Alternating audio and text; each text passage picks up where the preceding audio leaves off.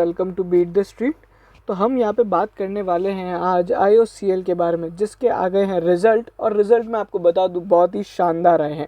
ठीक है, इस वीडियो में हम लोग आपको रिजल्ट्स के बारे में पूरा एनालिसिस करेंगे और उसका इम्पैक्ट जानेंगे और उसकी वैल्यूएशंस को समझेंगे विज़ा विज़ अगर आप देखेंगे BPCL और HPCL से, और यहाँ पे आपको ट्रेडिंग वगैरह क्या करनी चाहिए, ये सारी चीज़ें हम आपको बताएंगे। अगर आप अभी तक हमारे टेलीग्राम चैनल से नहीं जुड़े तो बीट द स्ट्रीट से जुड़ जाइए। ये एक नॉर्मल टेलीग्राम चैनल नहीं है, ये एक मार्केट टिकर है जहाँ पे सभी तरह की न्यूज़ ऑटोमेटेड फीड के थ्रू यहाँ पे अपडेट हो जाती है, भले वो रिसर्च रिपोर्ट्स हो या फिर कॉन कॉल हो, इन्वेस्टर प्रेजेंटेशन हो या फिर क्वार्टरली रिजल्ट्स हो या फिर किसी भी तरह की हमारी कोई भी टिप हो। तो ये सारी चीज़ें हम लोग वहाँ पे अपडेट करते हैं, तो आप ज़रूर जाके देखिएगा। आपको सर्च करना है बीट द स्ट्रीट और वहीं पर आपको नहीं, अगर ऐसा नहीं जाना है तो आप यहाँ पे लिंक इन डिस्क्रिप्शन के थ्रू भी जा सकते हैं। मैं आपको बताना चाहूँगा हमारी प्रिंस पाइप पे जो एक राय थी जिसमें हमारा टारगेट था शॉर्ट टर्म के लिए 700 रुपये का, वो हिट हो चुका है। शक्ति पंप का जो हमारा टारगेट है वो बहुत ही शानदार चल रहा है और वो काफ़ी ज़्यादा ट्रेड हो रहा है। उसी के अलावा इस तरह की सभी टिप्स हमारी अभी तक जो रही है वो अगर आप देखोगे रेशो, तो हमारे काफ़ी सारे जो स्टॉक्स हैं वो अब आउट परफॉर्म कर रहे हैं। तो ये सारी चीज़ें अगर आप देखना चाहते हैं, सभी तरह की अगर आप देखना चाहते हो तो यहाँ पे चैनल को सब्सक्राइब जरूर करें और सभी तरह के टिप्स के लिए और एनालिसिस के लिए हमारे चैनल को यहाँ पे बेल आइकन भी दबाएं। बात करेंगे यहाँ पे हम IOCL की। अगर आप देखोगे तो इनका जो रेवेन्यू रहा है 1,66,000 करोड़ रुपीज़ का रेवेन्यू रहा है, जो अगर आप देखोगे पिछले साल से इसको कंपेयर करते हो तो 1,42,000 करोड़ था, और वहीं पे अगर आप पिछले क्वार्टर से कंपेयर करते हो तो 1,48,000 करोड़ था। वहीं पे पूरे साल के लिए अगर आप देखोगे तो रेवेन्यू कम रहा है बिकॉज ऑफ लॉकडाउन, जो कि आप सभी को पता है। ठीक है, वहीं पर अगर आप देखोगे तो कंपनी के अंदर यहाँ पे जो और बाकी सारी चीज़ें हो रही है, अगर आप फिनेंस कॉस्ट देखते हो तो यहाँ पे जो फिनेंस कॉस्ट है वो पिछले साल से यहाँ पे कम हुई है, बट यहाँ पे पिछले क्वार्टर से बढ़ गई है।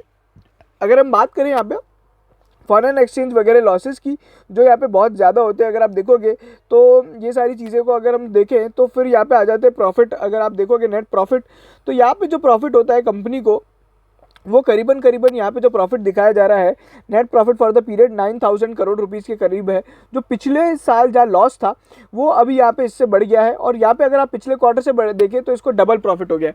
तो यहाँ पे आप बहुत ही सिंपल सी चीज़ समझो कि यहाँ पे जो कंपनी के GRM है, यहाँ पे अगर आप देखोगे जो कंपनी के GRM है वो $12 के आ रहे हैं पर बैरल के, और वहीं पे जो पिछले साल जो GRM था ना वो $6 पर बैरल का था।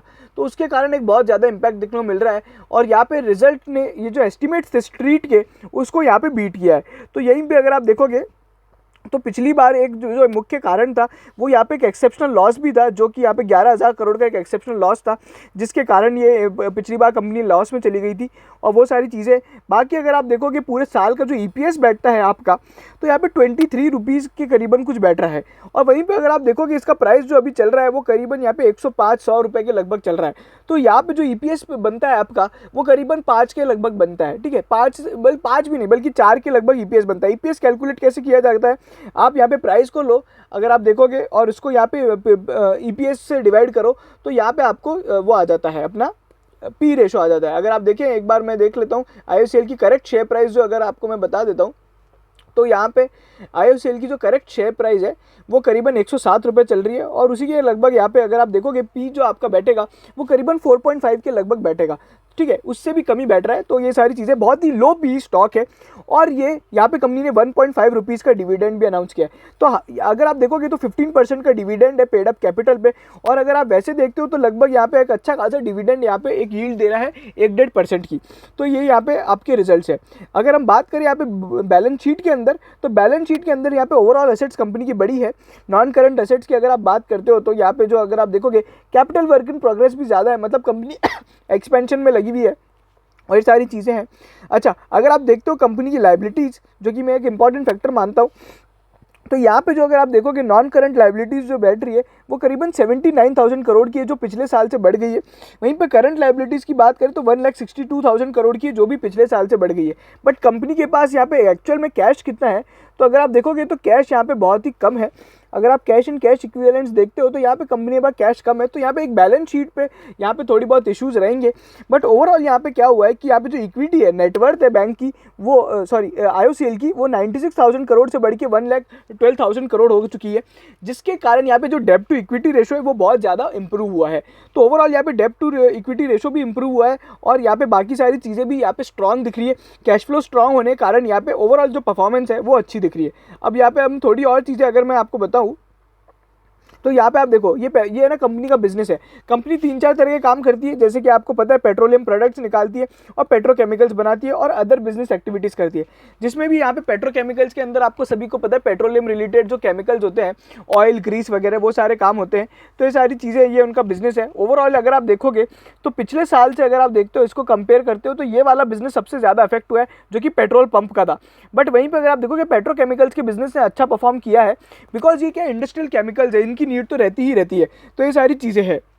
वहीं पे अगर अपन देखते हैं थोड़ी बहुत और चीज़ें, तो यहाँ पे कंपनी ने और क्या क्या बताया है, मैं एक और यहाँ पे जो एक इम्पॉर्टेंट डिटेल आपको बताना चाहता हूँ।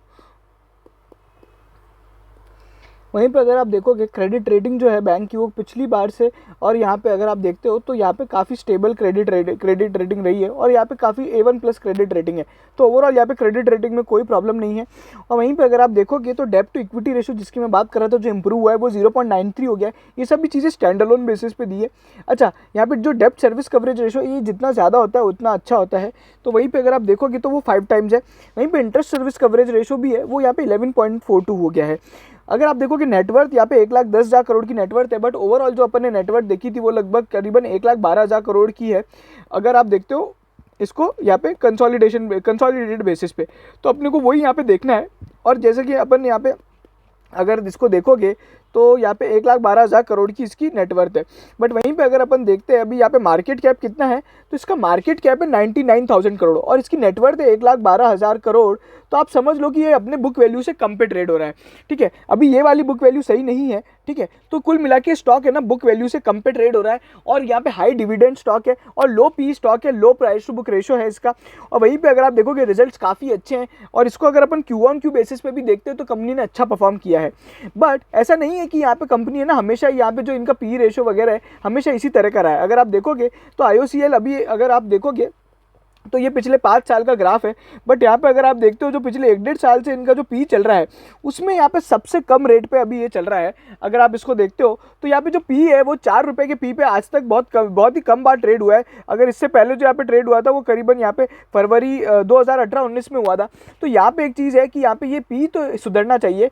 और वहीं पर प्राइस एक्शन की अगर हम बात करें तो कंपनी के यहाँ पे अंदर अभी है ना एक बहुत ही ज़ोरदार यहाँ पे पैटर्न बन रहा है। अगर आप देखोगे तो ये जो पैटर्न है यहाँ पे एक सीधा यहाँ पे आपको ब्रेकआउट दिखेगा। ठीक है, और यहीं पे अब यहाँ पे जो वॉल्यूम्स है अगर आप देखोगे तो वो काफ़ी ऑल टाइम हाई वॉल्यूम्स पे ट्रेड हो रहा है। तो यहाँ से अब क्या हो सकता है, रिजल्ट वगैरह के चलते और यहाँ पे अच्छी बैलेंस शीट सुधरने के कारण और डिविडेंड वगैरह पे करने के कारण यहाँ पे एक ये बहुत ही शानदार स्टॉक हो सकता है आपके लिए, जो यहाँ पे एक आपको अच्छे टाइम शॉर्ट टर्म और लॉन्ग टर्म दोनों में पैसा बना के देगा। देखो यहाँ पे जो भाव होगा सबसे पहले अपन जो देखेंगे वो 120 का टारगेट लेके चलते शॉर्ट टर्म के लिए। वहीं पे जो लॉन्ग टर्म के लिए मैं टारगेट आपको दे रहा हूँ वो 150 रुपये का होगा। ठीक है, और इसको CMP पे बाय करना बिल्कुल बनता है। हो सकता है कल यहाँ पे रिजल्ट के चलते आपको 110 रुपये पे खुलने को मिलेगा, बट यहाँ पे फिर भी बाय है बिकॉज यहाँ पे ये लो पी और यहाँ पे low price to book ratio का स्टॉक है। और इसकी ये सारी चीज़ें शेयर होल्डिंग पैटर्न के अंदर अगर अपन देखेंगे तो यहाँ पे अगर आप देखोगे तो चेंजेस कुछ भी नहीं है। अगर आप देखोगे FII का स्टेक थोड़ा बहुत कम हुआ है और DII ने अपना भी स्टेक कम किया है। बाकी यहाँ पे पब्लिक शेयर होल्डिंग के अंदर यहाँ पे अगर आप देखोगे ONGC है और ऑयल इंडिया है और वो सभी लोग हैं जिनके हमेशा स्टेक अगर आप देखोगे तो नॉर्मल रहते हैं। अगर देखोगे तो LIC ने यहाँ पे स्टेक इसमें सबसे ज़्यादा बनाया है, जिसने अपना स्टेक बढ़ाया है। और वहीं पे जो ICICI प्रूडेंशियल निफ्टी फंड है उसने यहाँ पे अपना कम किया है। अब इसके पीछे बहुत ही सिंपल रीज़न है, IOCL को अभी निफ्टी से निकाल दिया गया था तो ये सारी चीज़ें होने लग गई है और वो उसके कारण यहाँ पे थोड़ा बहुत म्यूचुअल फंड होल्डिंग्स कम हो जाती है और FII की होल्डिंग्स भी। बाकी यहाँ पे बैलेंस शीट अभी तक अपडेट नहीं है। बाकी ये स्टॉक बहुत ही अच्छा है। अगर आप HPCL BPCL से भी देखते हो तो यहाँ पे BPCL तो बहुत ही हाई पी स्टॉक है। अगर आप देखोगे 22 के पी पे ट्रेड हो रहा है बिकॉज ऑफ यहाँ पे डाइवर्सिफिकेशन के कारण, तो वहाँ पे वो सारी चीज़ें चलती रहती है। बट यहाँ पे अगर आप देखोगे तो फिर भी एक स्टॉक अच्छा खासा यहाँ पे आपको वैल्यू क्रिएशन के लिए बहुत ही शानदार स्टॉक है। तो ये सारी चीज़ें थी। बाकी मैंने आपको बता दिया है कि यहाँ पे क्या हो सकता है, क्या क्या नहीं हो सकता है। और अगर हम लोग यहाँ पे जैसे इसकी यहाँ पे और प्रेजेंटेशन और बाकी सारी डिटेल्स आएंगी तो हम लोग इस पर और अपडेट करेंगे आपको, ठीक है। तो ये सारी चीज़ें थी। अच्छा, एक और बात कोई यहाँ पे पूछना चाहता है Q1 के रिजल्ट कैसे रहेंगे, तो Q1 के रिजल्ट Q4 से तो खराब रहेंगे, बिकॉज यहाँ पे अभी लॉकडाउन हुआ था। और अभी यहाँ पे देखने वाली बात है, अभी इंडिया बहुत ही अजीब सिचुएशन में आ गया है। देखो थोड़े बहुत केस कम हो रहे हैं, बट फिर भी हमें यहाँ पे कॉशियस रहने की बहुत ज़्यादा ज़रूरत है। यहाँ से अभी यहाँ पे क्या होगा, एक थोड़ा अभी 10-15 दिन का भी माहौल बनेगा, ठीक है। यहाँ पे तो अगर केसेस और स्टेबल रहते या तो ऐसे ही रहते या और कम होते, तो यहाँ पे जो बुल मार्केट वापस क्रिएट होगा जैसे पिछले साल हुआ था, ये उससे भी शानदार बुल मार्केट होगा, बहुत तेज़ी से मार्केट उठेगा। बट ये एक बहुत ही अच्छा समय है जहाँ पे आपने को है ना अच्छे अच्छे स्टॉक्स में यहाँ पे पैसा लगाना चाहिए। तो ये सभी तरह की चीज़ें हैं, हम लोग यहाँ पे ट्राई करते रहते हैं अच्छे अच्छे स्टॉक्स और अच्छी अच्छी कंपनीज को लेके आए। जैसे IOCL एक बहुत ही अच्छी कंपनी है, उसी की तरह अगर आप देखोगे तो SBI है, उसके रिजल्ट्स आने वाले हैं। एशियन पेंट्स हम लोग ने टिप दिया था, तो उसमें भी काफ़ी अच्छा यहाँ पे अगर आप देखोगे तो रिटर्न बना है और अच्छा खासा पैसा बना है। इंडिगो पेंट्स में हमने बोला था उसको बेच दीजिए, तो वो शेयर टूट गया है। तो लगभग हमारी सारी टिप्स लगभग चलती आई है, तो आप सारे वीडियोज़ भी देख सकते हो यहाँ पे हमारे चैनल पे जाके। और ये सारी चीज़ें थी। अगर आपको ये वीडियो पसंद आया हो तो लाइक कीजिए, शेयर कीजिए सभी IOCL के शेयर होल्डर्स के साथ, और बताइए कि ये कितने कम पे ट्रेड हो रहा है। और वहीं पे यहाँ पे सब्सक्राइब जरूर कीजिएगा सभी तरह के यहाँ पे स्टॉक टिप्स और स्टॉक एनालिसिस के लिए। आप सभी का बहुत बहुत धन्यवाद।